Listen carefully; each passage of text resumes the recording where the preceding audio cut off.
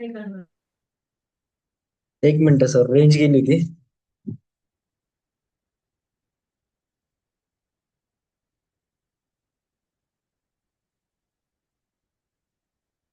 यार रेंज का जाती है.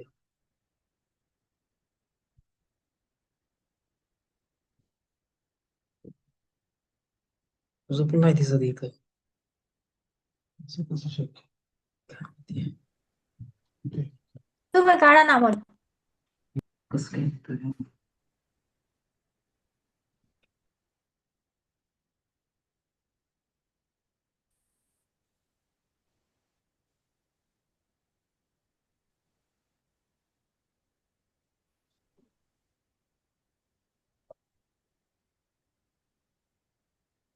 Hello ma'am. हॅलो.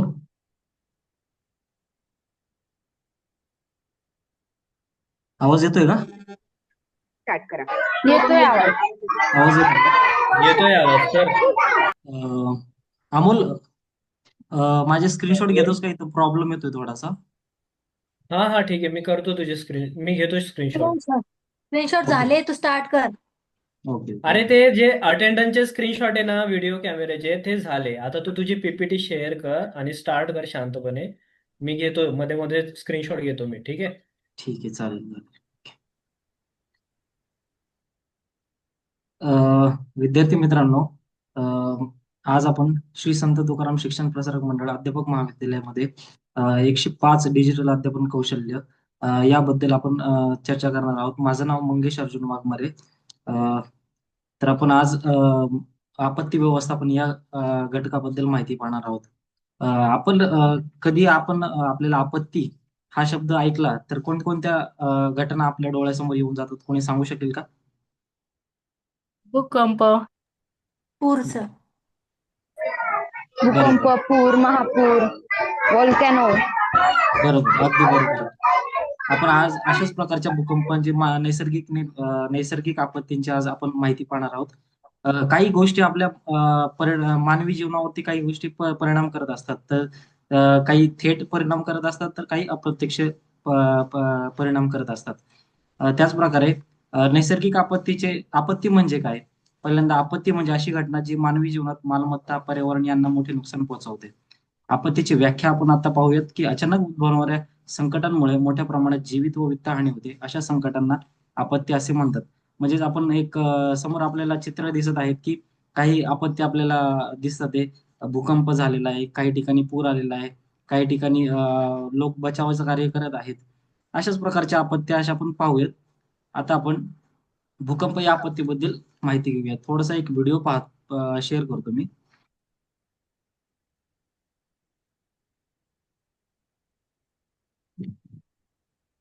काय झालेलं तुम्हाला कळालं या छोट्याशा व्हिडिओमध्ये? कोणी सांगू शकेल?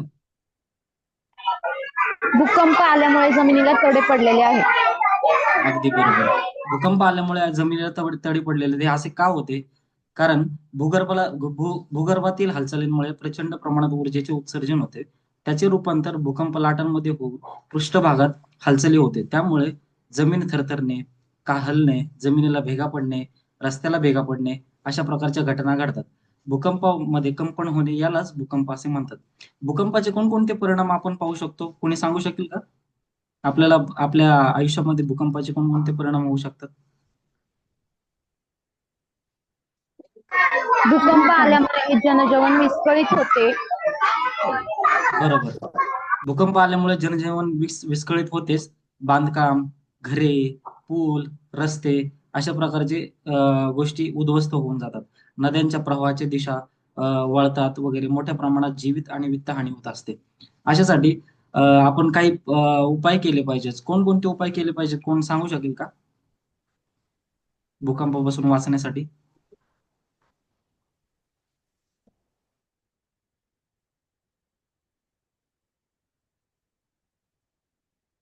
अमोल?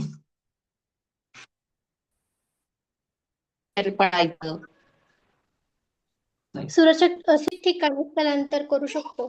बरोबर, अगदी बरोबर. सुरक्षित ठिकाणी आपण स्थलांतरित करू शकतो. असा कुठला तरी एक आश्रय शोधू शकतो, की जिथे आपल्याला भूकंपापासून कोणतीही हानी होणार नाही.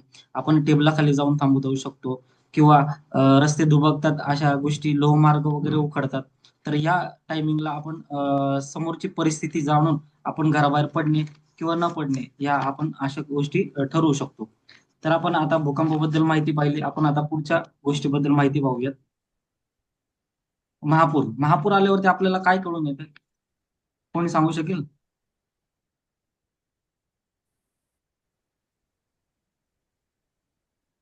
महापूर अतिवृष्टी आल्यावरती. झाल्यामुळे महापूर येतो. अतिवृष्टी झाल्यामुळे महापूर येतो. बरोबर. महापूर ही संपूर्ण जगामध्ये एक वारंवार उद्भवणारी आणि नैसर्गिक आपत्ती आहे. तर अतिवृष्टीमुळे एकाच ठिकाणी अधिक प्रमाणात पाणी पाणी जमा होते आणि जमा होणारे पाणी नदीच्या पात्राबाहेर जाते. नदीच्या पात्राबाहेर गेले की आजूबाजूच्या परिसरामध्ये पूर्णपणे पाण्याचे पाणी साचून राहते. घराघरांमध्ये पाणी वगैरे साचणे. त्यामुळे मग पुराचे संकट ओढवते. बेसुमार पाऊस झाला की मोठ्या शहरातील नद्या किंवा पाण्याचा निचरा न होणे किंवा मग अपुरी असणारी यंत्रणा, गटारे तुंबणे किंवा पाणी रस्त्यावर येणे, अशा आसपासच्या परिसरामध्ये पाणी पसरणे व घरातही शिरतात. अशा प्रकारच्या गोष्टी जर झाल्या तर महापूर आणि महापूर उद्भवतो.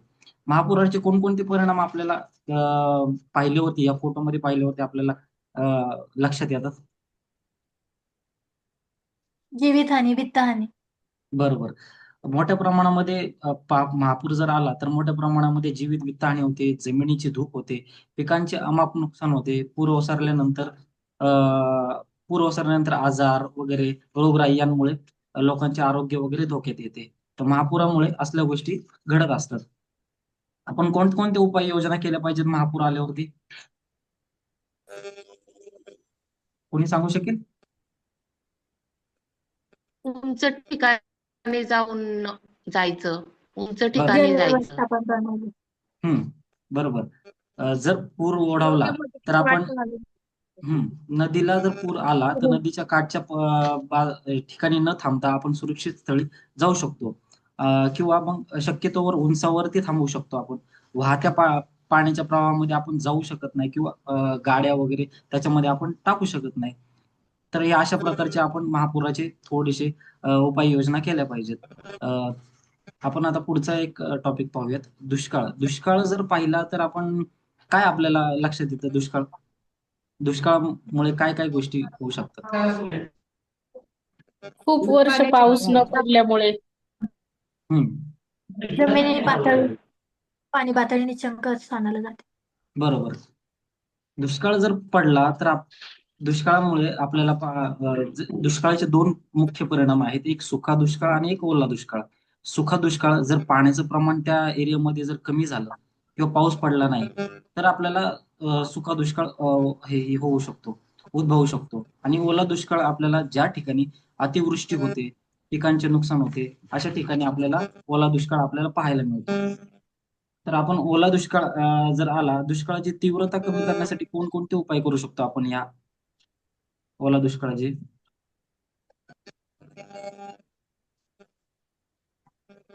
कोणी सांगू शकेल? Rain water harvesting. बरोबर. रेन वॉटर हार्वेस्टिंग करू शकतो. आपण वृक्षांची लागवड करू शकतो.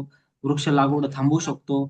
स्थानिक पातळीवरती जलसिंचनाचे उपाययोजना करू शकतो. अशा प्रकारचे आपण उपाययोजना करू शकतो दुष्काळ थांबवण्यासाठी. आताच आपण एक उदाहरण पाहिलं की आपल्या महाराष्ट्रामध्ये आता ओला दुष्काळ होऊन गेला 1-1.5 महिना अगोदर. त्यामध्ये खूप लोकांचे पिकांचे नुकसान झाले, काही जणांची घरे गेली, काही जणांचे नुकसान झाले, भरपूर प्रकारचे नुकसान झाले. तर अशा प्रकारचे नुकसान थांबवण्यासाठी आपण काही उपाययोजना केल्या पाहिजेत. तर आपण पुढच्या काही या उपाययोजना थांबवण्यासाठी आपल्या देशामध्ये काही संस्था कार्यरत आहेत. केंद्र पातळीवरती एक राष्ट्रीय आपत्ती व्यवस्थापन प्राधिकरण म्हणून एक भारतातील सर्वोच्च संस्था आहे. ती भारतातील सर्व ज्या ज्या ठिकाणी आपत्ती अशा प्रकारच्या उद्भवतील त्या ठिकाणी ते कार्य करण्याचे काम करतात. आणि राज्य पातळीवर राज्य आपत्ती व्यवस्थापन प्राधिकरण कार्यरत करते. आणि त्याचबरोबर बचाव दल सुद्धा आपल्या देशामध्ये कार्यरत आहेत. NDRF, national disaster relief force म्हणून अशा प्रकारचं आहे. आणि आपल्या भारतामध्ये व्यवस्थापन करण्यासाठी आपत्तीचे काही कायदा केलेला आहे. 2005चा डिझास्टर मॅनेजमेंट ऍक्ट हा लागू आहे. भारतीय आपत्ती व्यवस्थापन कायदा हा लागू आहे. त्या कायद्यानुसार आपल्याला आपत्ती व्यवस्थापन करू शकतो.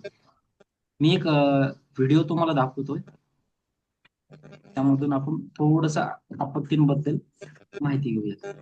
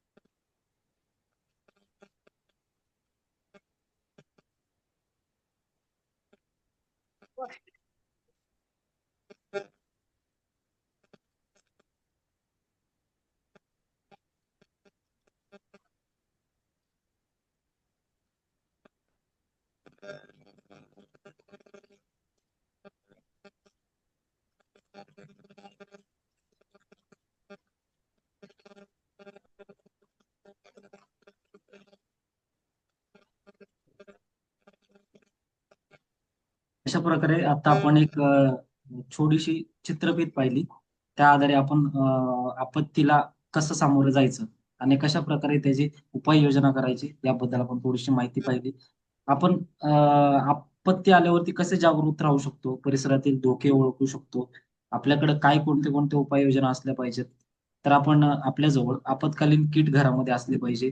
प्रथमोपचार पेटी, बॅटरी, रेडिओ आणि आवश्यक कागदपत्रांची आपत्कालीन याच्यामध्ये असले पाहिजेत. नियोजन कुटुंबातील सदस्यांनी एकत्र येण्याचे ठिकाण आणि संपर्क ठरवायला पाहिजे आपण, आणि स्थानिक मदत क्रमांक आणि सूचनांचे पालन करायला पाहिजे. अशा प्रकारे आज आपण आपत्ती टाळता जरी येत नसली तरी योग्य व्यवस्थापन आणि तयारीने होणारे नुकसान नक्कीच आपण हे करू शकतो, टाळू शकतो. अशा प्रकारे आपण आज भूकंप, महापूर आणि दुष्काळ या त्यांचे परिणाम याचा अभ्यास केला. तर कोणी सांगू शकेल का आपत्तीची व्याख्या कोणती आहे?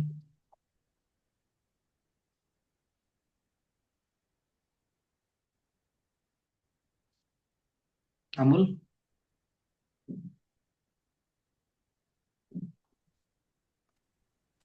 पूर्व म्हणजे आपण ठीक आहे. आपत्तीची कोणकोणती उदाहरणे आता आपण पाहिली, कोणी सांगू शकेल?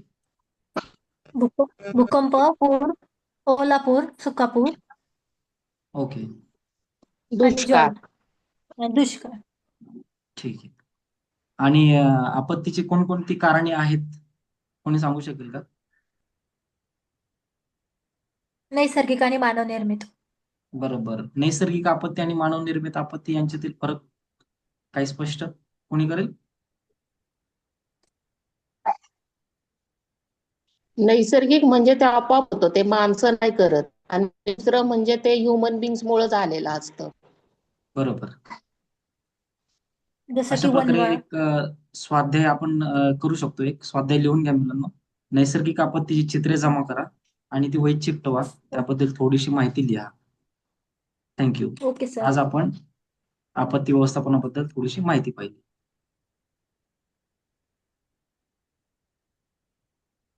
Thank you sir.